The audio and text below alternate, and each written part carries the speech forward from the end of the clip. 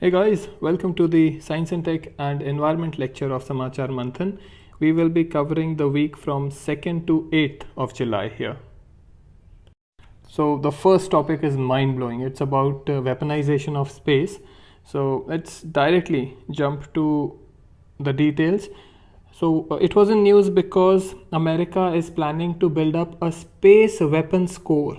Okay. Just a digression here. Many people pronounce this word as corpse. ठीक है, वो corpse जो होता है वो ये spelling होती है, and this means a dead body. So it is not a corpse, it is a core. You can pronounce it like core. Okay. The first point, it says that USA is trying to raise a space force. All right. So this will be the sixth branch of American armed forces. In fact, weaponization of space has its roots in the Cold War itself. Coming to why USA is doing it, basically to counter the Russians and the Chinese, more specifically the Chinese. And USA wants to establish and maintain its dominance in space. So in fact, not just USA, why are we blaming USA? Every country basically, in order to attain great power status. So they're trying to explore new ways of dominating others. And now this thing is very interesting. China has got its own space military program, and they use something known as assassin's mace technologies. Okay, so this is something which can be asked in prelims.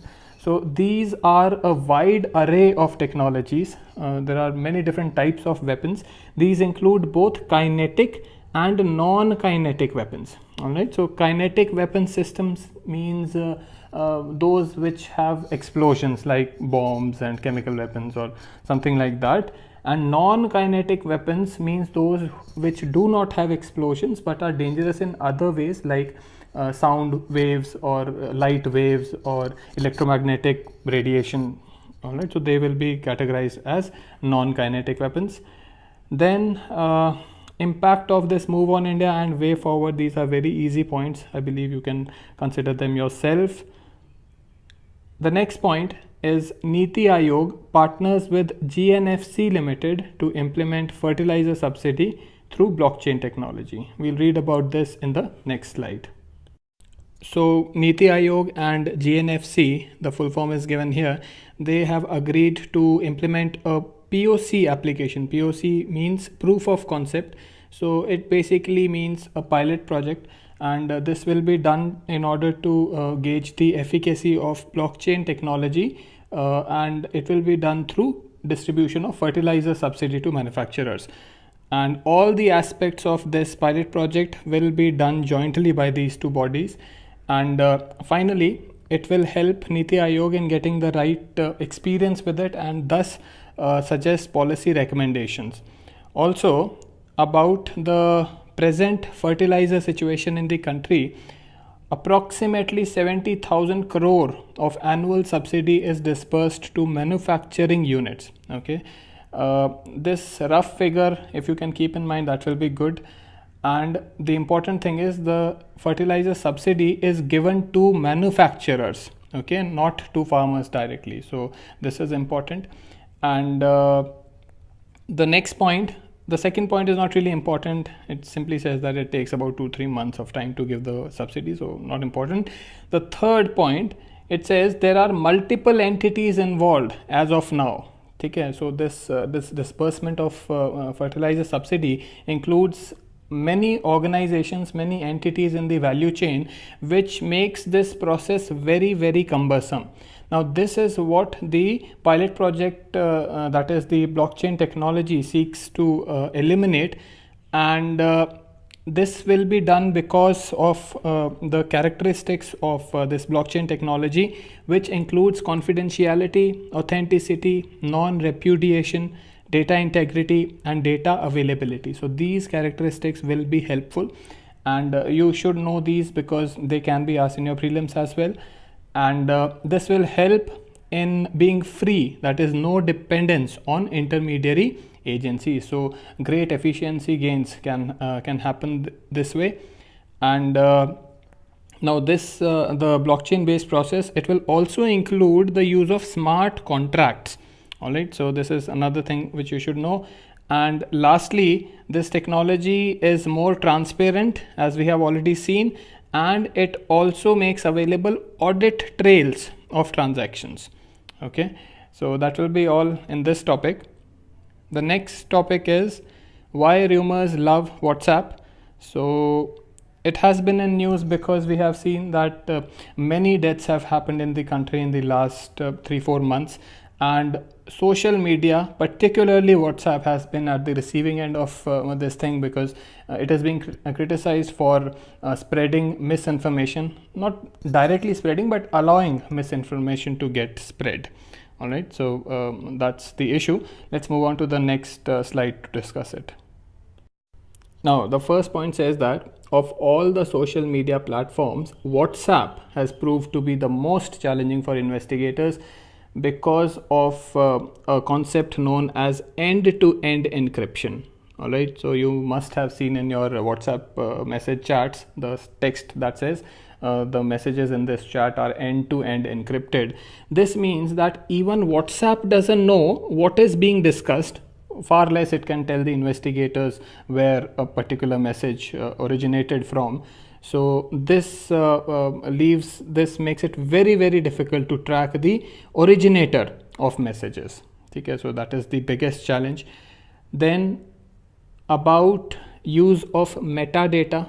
So you should know what the term metadata means. So it basically means data about other data. All right, so it includes information such as username, device information, login time, etc.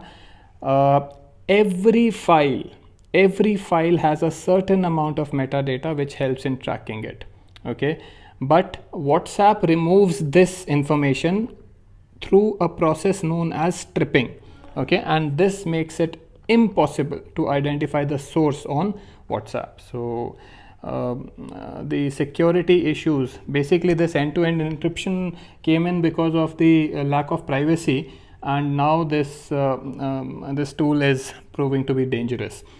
All right, then what is WhatsApp doing to stop this menace? The first thing is that it has initiated certain reforms within the platform. So you can go through the text here, and off-platform interventions also have been started. Then about international response. Now this is very interesting. See, now Uganda has introduced a social media tax. Okay, so they are taxing social media in order to prevent people from your online gossip and basically useless wasting time, such things. So people who do not pay this tax cannot access their social media account. So just imagine if government of India imposes such a tax, and if you don't pay it, you can't message on WhatsApp. So it's quite unthinkable in India. Okay, in Mexico, a private organization called Verificado or Verificado, I'm not sure of its pronunciation, but this organization has been it's basically a civil society organization where private people have collaborated, and this is the objective is fact checking, that is to prevent the spread of fake news, especially during the recent election. So this is also a good initiative. You can mention both of them as examples in your mains answers. The next topic is Cabinet approves DNA technology use and application regulation bill of 2018. We will study about it in the next slide. So the first thing you need to know is the full name of the bill. It is the DNA Technology Use and Application Regulation Bill of 2018.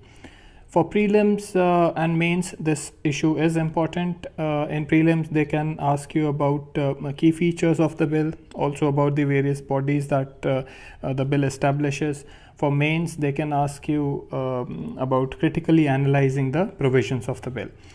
Okay, so coming to the key features, the bill allows law enforcement agencies to collect DNA samples, create DNA profiles, and establish special data banks for forensic criminal investigations. Okay, so this point is very important. Then the bill states that all DNA data, please notice the language, every type of DNA data can be only used for identification purposes. Okay, so this is again a very important thing and an extreme point in the sense that it is using extreme words. So you need to be careful with the language of your option in prelims.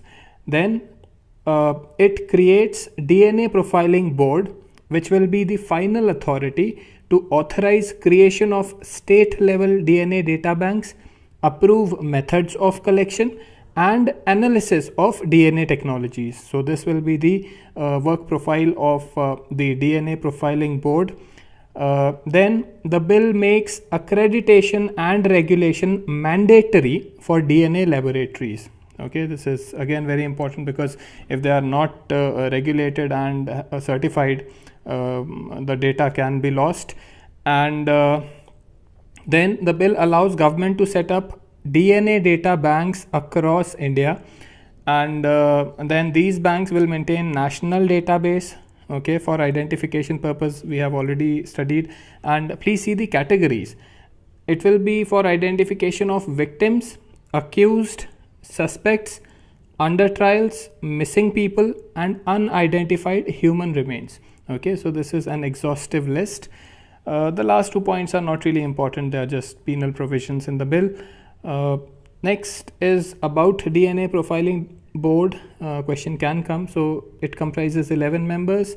It will be a regulatory authority for these things, we have already discussed it. And it will advise central and state governments on all issues relating to DNA laboratories. Very, very important. Okay. Then it will also be the authority to make recommendations on ethical and human rights related to DNA testing. So this is the work profile. Now we will come to DNA data bank. So there will be one national data bank of DNA and regional data banks in every state. Okay, important. Then this the draft law does not specify the location of the national data bank. This is important. As of now, the location has not been finalized, and all the regional or state level DNA data banks will be mandated to share their information with the national data bank. So whatever new information comes to these regional data banks, it will automatically get shared with the national one. All right, then certain DNA profiling board accredited labs would be authorized to carry out DNA testing and analysis. Okay, so this DNA testing and analysis will be only done by accredited labs, labs accredited by the DNA profiling board. All right, the next point is just a reiteration that these will be the only places where DNA samples will be picked up and referred to for analysis. The next point states that the analyses will be shared with the nearest regional DNA data bank, and then automatically it will get shared with the national data bank. And these data banks will maintain 5 sets of databases. So these will be picked up from, let's move on to the next slide. So they are, the first is crime scenes, second is suspects or under trials, 3 is for offenders, 4th is missing people, and 5 for unidentified dead bodies. So we have already seen this in the last slide. Okay, the rest of the topics, that is significance of the bill and criticism, are majorly important for mains but not really for prelims. So significance will be successful identification of offenders, so that will lead to speedier justice delivery. Also, it will set in place an institutional mechanism. All right, so anything that gets institutionalized becomes formal, and this leads to this lessens chances of abuse and arbitrariness. All right, coming to criticisms, the first thing is that people say that DNA technology is not foolproof. Okay, and there is possibility of abuse. DNA technology is probabilistic in nature. That means 100% the accuracy is not there, and this means that however remote, there are chances that a wrong match gets generated, and if this happens, there will be huge miscarriage of justice, because there will be no recourse left to the person who has been implicated, wrongly implicated. All right. Then there are privacy related objections as well, and the last point states that the countries in which this kind of technology has been in use, there is not really any evidence of improvement in conviction rates. All right. Then we come to back to basics part. The only point here can be DNA fingerprinting. So DNA fingerprinting and DNA profiling are the same things, so just two different names. And the next point is that it is used by police in many countries around the world. So that's all. The next topic is ISRO's first pad abort test. Okay, it has become successful. Let's read about it in the next slide. So what is the crew escape or pad abort system? See, the name itself is self-explanatory. So it is helping the crew in escaping or in aborting the mission. So it is basically an emergency escape measure. You must have seen in movies that whenever a fighter aircraft gets compromised, its pilot ejects. But in the case of a fighter aircraft, the pilot only ejects with the seat. But here the entire module gets ejected. So the module is something like this triangular in shape. I don't know if you have seen the movie Gravity, you will understand what I'm trying to say. And it's a wonderful movie, by the way. You should see it sometime. All right. So then the next point is that the objective is safe recovery of the crew module. Okay, this is the module in which the astronauts sit. So safe recovery of this. And it was tested at Satish Dhawan Space Center in Sriharikota. And again, this is related to ISRO's manned mission. And the testing that was done was with respect to a 6-ton crew module, and it used solid fuel powered rockets. Okay, so solid fuel, this point is important, not liquid but solid fuel. And that will be all in this topic. The next topic is related to environment. It reads, 4 species added to recovery program by Wildlife Board. Let's get into the details. So the National Board for Wildlife added these 4 species to a recovery program for critically endangered species. Okay, ये बहुत important है. This can be asked in prelims. And the 4 species are these. Please go through them. You need to remember these. And the next point is, this program is one of the 3 components of the centrally funded scheme, which is Integrated Development of Wildlife Habitats. Alright, so this is the overarching scheme under which it operates. Then the next part, important for our purpose, is this one. The population of wild buffalo has increased in Chhattisgarh. It was revealed by a survey done by the Wildlife Trust of India, and it said that there are not more than 50 individuals of this species, and the 3 important locations are Indravati National Park, Pamed and Udanti wildlife sanctuaries in Chhattisgarh. And according to WTI, the number of wild buffaloes in this particular tiger reserve, Udanti Sita Nadi Tiger Reserve, increased from 7 to 11 under the Central India Wildlife Buffalo Recovery Project.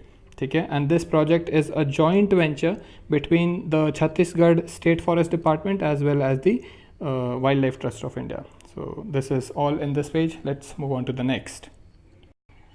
Coming to the Integrated Development of Wildlife Habitat Scheme, it is a centrally sponsored scheme. Do not confuse it with central sector scheme. All right. So it is a centrally sponsored scheme aimed at providing technical and financial assistance to states and UTs for protecting wildlife habitats. Then a wide range of activities are covered under the scheme. So please go through these. It was started in 2008-9, and it is meant for providing support for protected areas except tiger reserves. Okay, this is important. So tiger reserves are not covered under the scheme. and a wide range of protected areas including national parks, wildlife sanctuaries, conservation reserves, community reserves are covered, but also it protects wildlife outside of protected areas.